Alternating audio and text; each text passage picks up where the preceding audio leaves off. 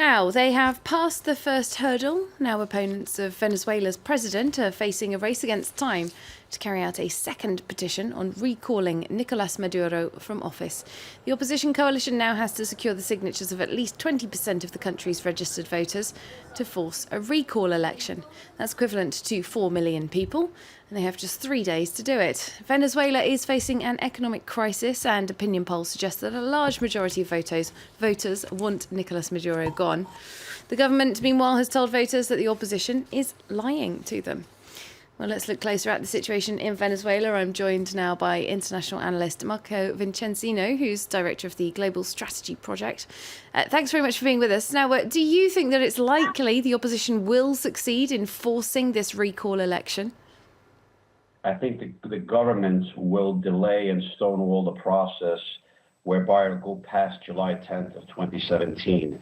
Once it goes past that specific date, what happens is that even if there is a recall, like recollection, there's a recall after January 10th of 2017, what happens is that if there is a recall and the recall would succeed, the vice president automatically becomes president, whereby the Chavistas remain in power.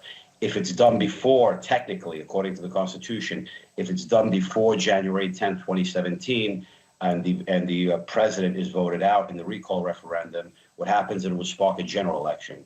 So the current regime is aware of this, hence the stonewalling and trying to push the process into 2017, whereby if eventually the decision is made within the regime itself that Maduro shouldn't last, because there are already many in the Chavista movement that are not particularly great, that they don't like Maduro much at all, but they don't want to give up power. So as a result, they're looking to delay it in 2017, see how things go, and if anything, would be the vice president that takes over.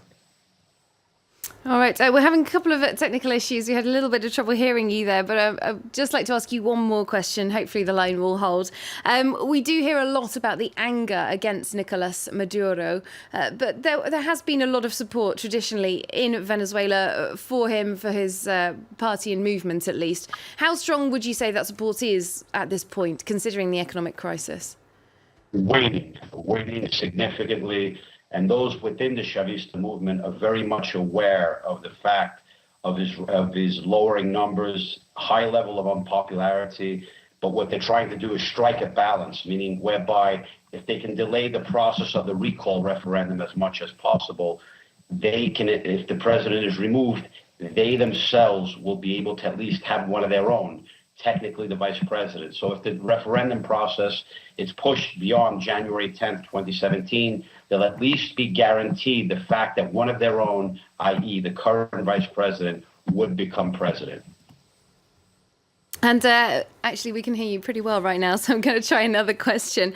What do you think would need to happen in Venezuela to turn the economic crisis around, whoever happens to be in power? What does the country need?